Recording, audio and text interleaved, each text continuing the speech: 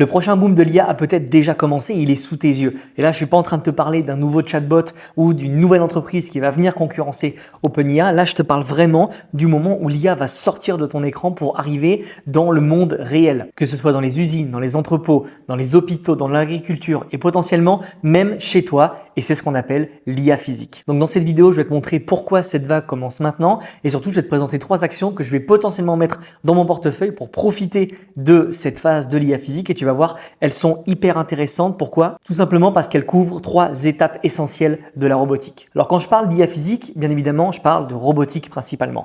Et le premier truc que tu dois comprendre, c'est que la robotique humanoïde, c'est pas juste un truc qui est prévu pour 2040. On n'est pas du tout dans de la science-fiction. C'est même déjà utilisé à très grande échelle aujourd'hui. Tu vois, il y a Amazon qui exploite aujourd'hui plus de 1 million de robots dans ses entrepôts et chaque robot ne fait pas simplement que de déplacer des colis, tu vois. Il collecte aussi beaucoup de data. Pourquoi? Parce que entre chaque trajet, chaque objet déplacé, chaque obstacle évité ou chaque seconde de gagné, tout ça, le robot va l'enregistrer pour tout simplement parce qu'en gros, toutes ces données-là vont ensuite permettre donc d'améliorer tout le système entier. C'est-à-dire que plus Amazon installe de robots dans ses infrastructures, plus l'entreprise va collecter de la data, plus elle va collecter de la data et donc plus forcément le robot devient efficace. Et plus les robots deviennent efficaces et plus Amazon a intérêt à les déployer. Et c'est une espèce de boucle comme ça, c'est un espèce de flywheel et une boucle et un cercle vertueux qui renforce tout ce qu'elle fait absolument toute seule. Mais Amazon n'est pas du tout un cas isolé, loin de là. Tu vois, sur un seul trimestre,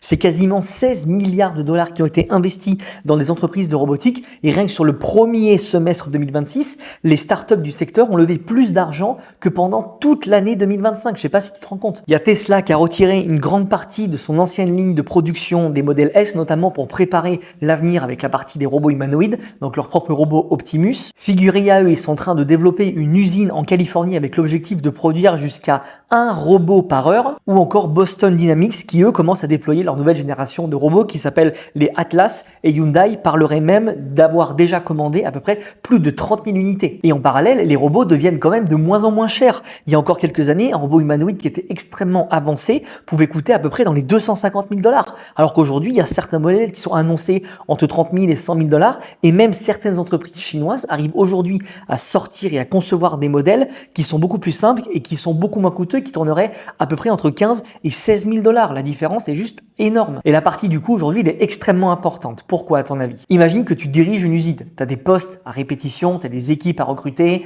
tu as forcément souvent des gens qui sont en arrêt maladie, voilà, parce que c'est des postes quand même qui sont assez durs physiquement. Donc il faut toujours que tu sois en recrutement, tu es assez en tension quand même par rapport à ton effectif. Donc c'est compliqué. Alors que là maintenant, tu as la possibilité d'acheter une machine pour plusieurs dizaines de milliers de dollars, mais qui va travailler beaucoup plus longtemps, 7 jours sur 7, qui peut travailler 24 heures sur 24, qui va pas forcément te coûter grand chose en charge, donc simplement juste l'entretien voilà, de la machine. La machine forcément, elle fait jamais grève, elle est capable de travailler et d'effectuer constamment des tâches que aucun humain n'arriverait à faire juste de par notre nature physique. Et du coup, le calcul économique, il se fait quand même très vite. Aux États-Unis, déjà, il y a des centaines de milliers de postes qui sont non pourvus dans les industries et les experts annoncent à peu près qu'en 2033, il y aurait à peu près, sur ce niveau-là, 2 millions de postes vacants dans toutes les industries aux États-Unis. Donc la robotique n'accélère pas uniquement tout simplement parce que les robots ils arrivent à faire des freestyles ou des backflips et que les démonstrations sont hyper impressionnantes. C'est que derrière, il y a vraiment un vrai besoin. Les prix baissent quand même à un moment où le marché de l'emploi, surtout dans la partie industrielle, manutention, devient quand même de plus en plus tendu. Et là où toute cette chaîne de valeur, elle a besoin d'être automatisée. Et c'est clairement la première chose que tu dois retenir. La robotique ne devient pas hyper intéressante parce que les robots commencent à savoir marcher ou à se développer tout seul, mais tout simplement parce qu'ils commencent à apporter vraiment une vraie valeur économique dans la société. Juste avant d'aller plus loin, je t'invite à me suivre sur cette chaîne, mais aussi sur mon compte Instagram. Mon but, c'est vraiment de t'aider à comprendre comment capter les bonnes dynamiques au bon moment, notamment comme des secteurs comme celui de la robotique, pour essayer d'arriver au meilleur moment possible et bien notamment faire le plus de performance. D'ailleurs, n'hésite pas à me dire en commentaire si toi, tu as déjà des actions robotiques dans ton portefeuille. Rapidement, si aujourd'hui tu investis déjà en bourse, mais que tu fais seulement du 10 ou du 12% par an, ce qui n'est pas mauvais en soi, mais si tu as les connaissances, le capital et les bonnes opportunités, pourquoi te contenter systématiquement de la moyenne du marché? Pourquoi tu vas attendre 30 ans pour atteindre l'objectif que tu te fixes alors que tu pourrais potentiellement l'atteindre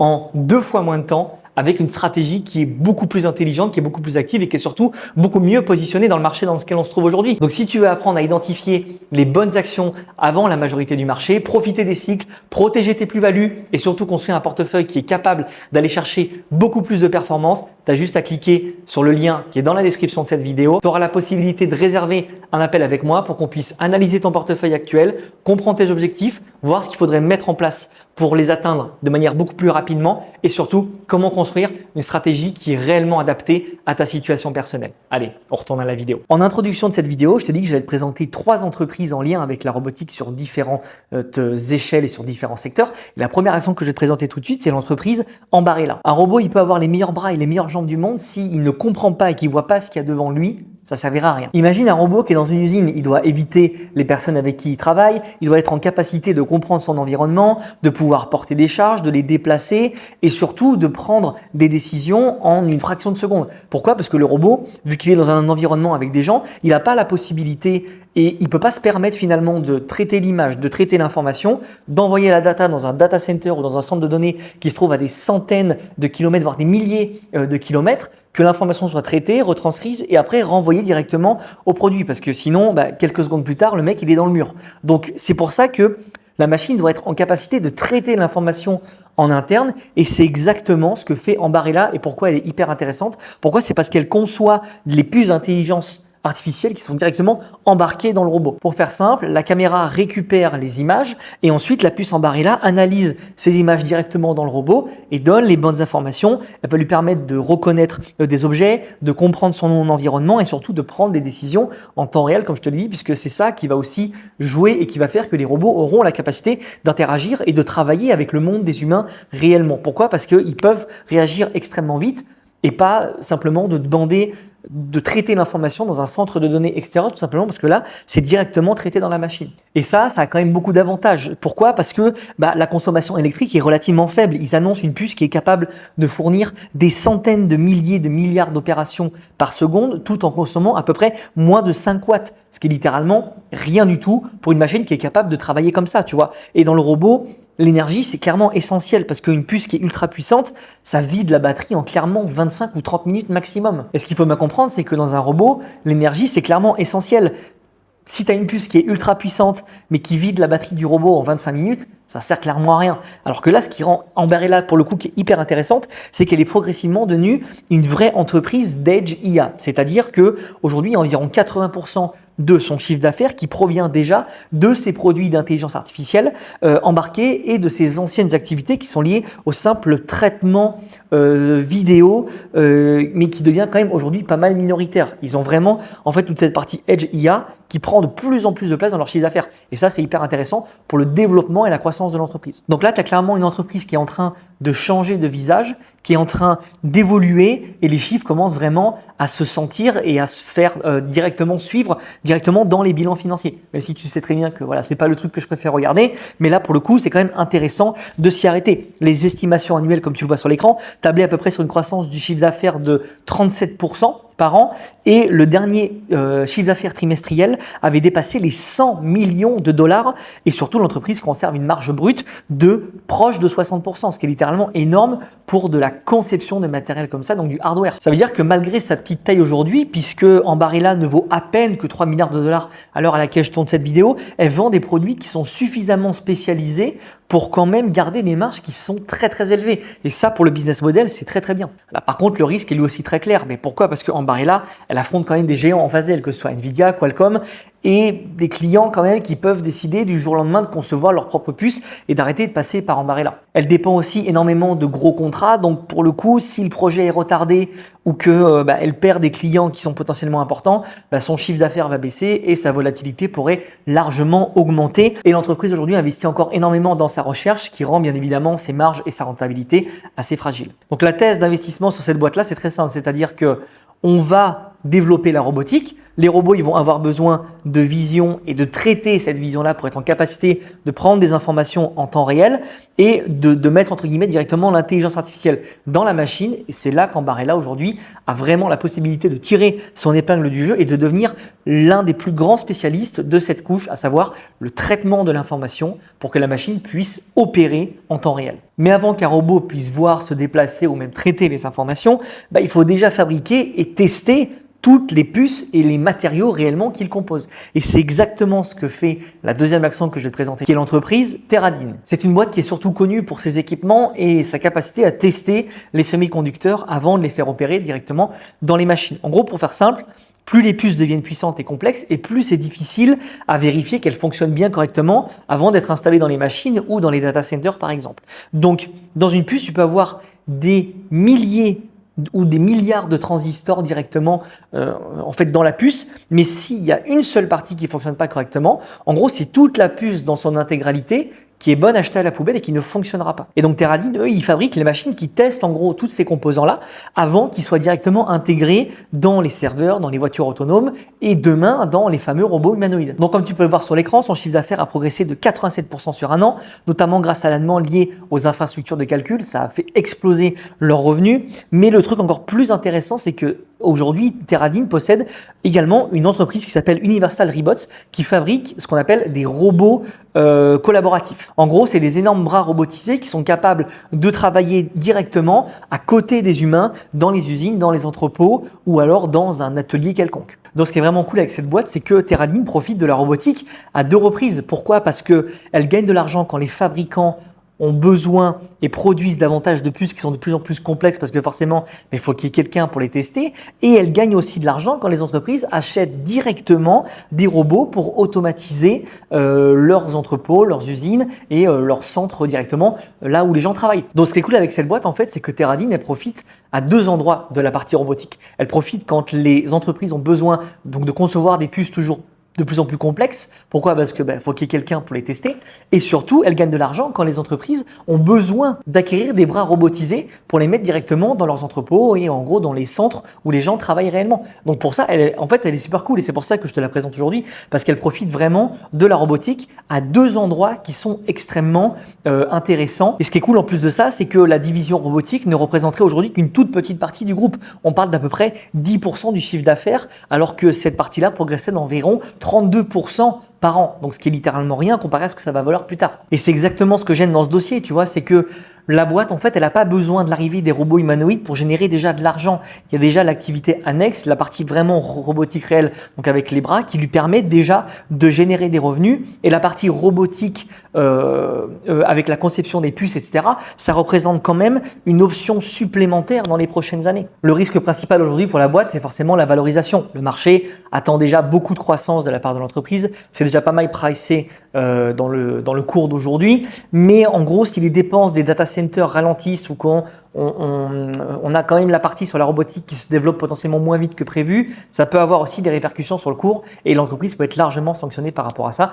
Mais ça, de toute façon, je le sais déjà. Mais ce qui est cool, c'est que contrairement à Ambarella, là, tu prends quand même moins de risques. Pourquoi? Parce qu'elle ne dépend pas uniquement d'un seul marché, parce qu'il y a la partie avec les puces et la partie robotique, elle développe déjà quand même aujourd'hui. Donc, le truc cool à retenir avec cette boîte, c'est qu'elle n'a pas besoin du développement énorme de la robotique. Elle a déjà sa propre activité, elle vend les outils nécessaires en gros à toute la chaîne de valeur et possède déjà sa propre activité de la robotique et elle ne dépend pas uniquement d'un seul secteur contrairement à Ambarella comme je te le disais. Et donc c'est ça qui rend à mes yeux l'entreprise quand même hyper cool. Et ça tu vois c'est exactement le type d'analyse qu'apprennent aujourd'hui les investisseurs que j'accompagne à réaliser pour leur propre portefeuille d'investissement. Je pourrais tout simplement leur dire bon les gars écoutez moi j'achète Ambarella, Teradyn, Marvell, Nebus, Micron et après vous faites ce que vous voulez. Non pas du tout. Pourquoi? Parce que si l'entreprise perd demain 10, 15, 20 ou 30% de sa valeur parce qu'il se passe un événement, en gros, les élèves ne vont pas savoir quoi faire exactement. Donc moi, je suis vraiment là. Le but, c'est qu'ils comprennent ce qu'ils achètent réellement. Et vraiment, le but, c'est qu'ils comprennent aujourd'hui pourquoi ils ont acheté l'entreprise,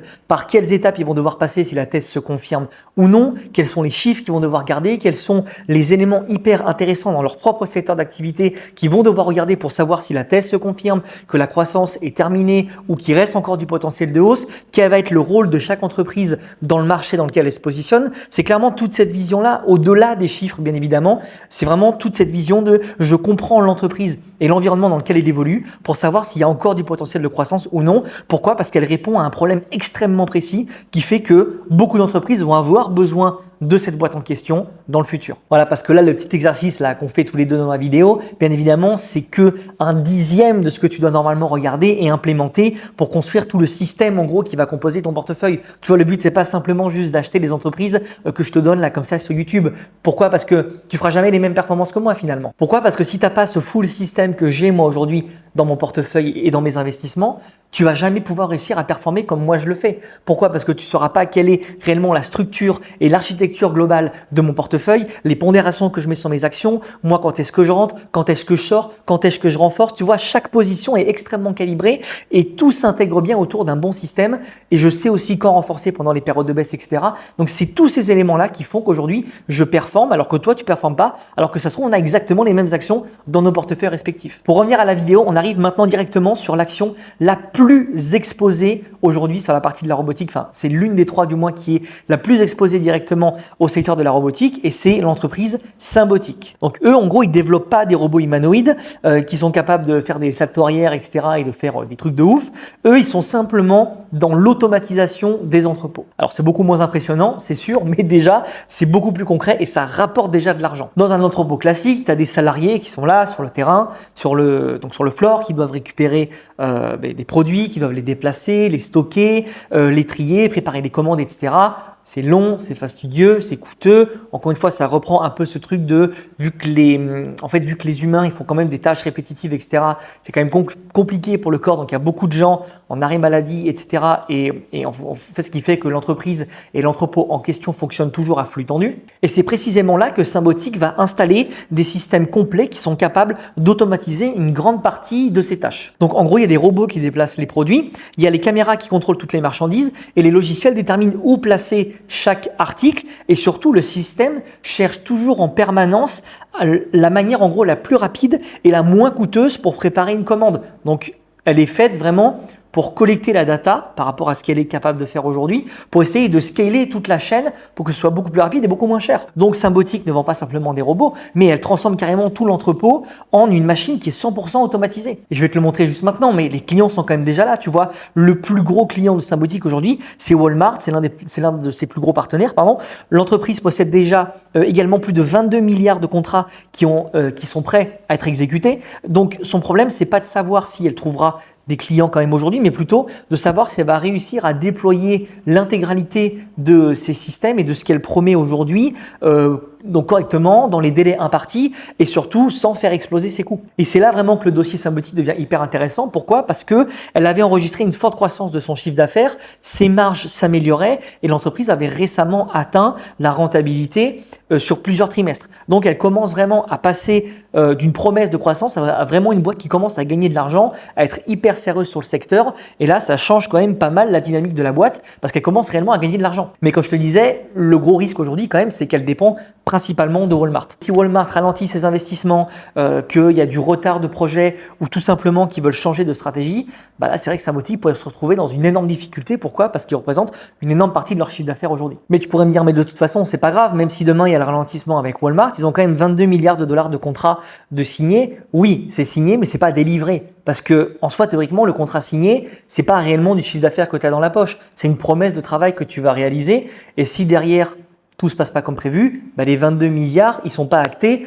Voilà, tu les as pas encore. Donc, ça peut être encore une fois un doute sur le futur chiffre d'affaires potentiel. Mais si Symbotic réussit très clairement à exécuter correctement son carnet de commandes et à trouver d'autres clients, c'est clairement et probablement l'entreprise qui possède le plus de potentiel aujourd'hui sur les trois que je viens de te présenter. Parce qu'elle profite pas simplement d'un futur marché qui va arriver, mais qu'elle génère déjà aujourd'hui du chiffre d'affaires. Et ça, c'est hyper intéressant. Donc, c'est pour ça que je termine avec cette boîte-là Précisément parce que je trouve que la robotique, c'est plus simplement une histoire de prototype maintenant. Ça doit être en capacité de transformer une entreprise réelle, de créer de la richesse et surtout de générer du chiffre d'affaires. Comme je te l'ai dit en intro, voilà, maintenant la robotique, c'est plus un truc qui va venir en 2030 ou 2040. C'est plus de l'utopie, c'est plus de la science-fiction. C'est déjà quelque chose qui est en train d'être opéré dans le monde qu'on connaît déjà et encore plus dans le monde qu'on va connaître dans les prochaines années. Donc non, la prochaine vague d'IA ne jouera pas uniquement dans les logiciels ou même dans les data centers. Elle va se jouer directement dans le monde physique. Ça ne veut pas dire que ça va arriver demain, mais ça commence progressivement à arriver.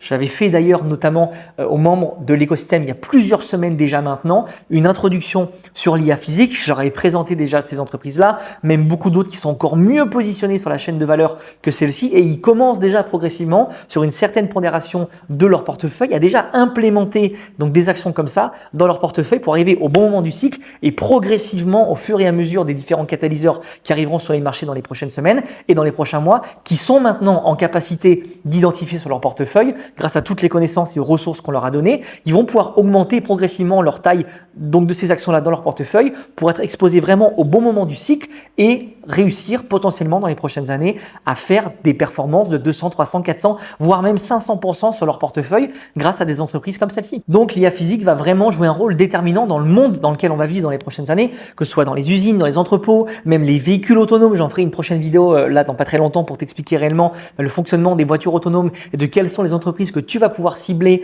donc en gros sur cette chaîne de valeur pour que tu puisses toi aussi à nouveau bien cibler ces entreprises-là pour faire de la performance et dans toutes les machines réellement qui sont capables de pouvoir voir, comprendre et interagir elles seules sans avoir besoin de demander, de transmettre les informations qu'elles reçoivent à un centre de données qui est à des milliers de kilomètres. Pourquoi? Parce que maintenant la machine va être en capacité de prendre ses décisions en interne et ça change tout. Donc on a vu qu'Ambarella pouvait profiter des tendances grâce à ses puces directement en embarqué qui va permettre au robot de comprendre son environnement et de prendre des décisions en temps réel. Et on a vu que Symbotic transformait déjà ce secteur-là de la robotique avec des vrais contrats, avec du vrai chiffre d'affaires et surtout un gain énorme de productivité pour ses clients et notamment des énormes entreprises aujourd'hui, notamment comme Walmart. Donc 3 entreprises, 3 niveaux de risque et 3 manières d'investir pour pouvoir profiter le plus possible du boom de l'IA physique. Donc le but, c'est pas de savoir bien évidemment quel robot remportera la bataille, ni quel robot sera le plus produit dans le monde, mais surtout de s'exposer sur les entreprises qui vont être en capacité de concevoir ces robots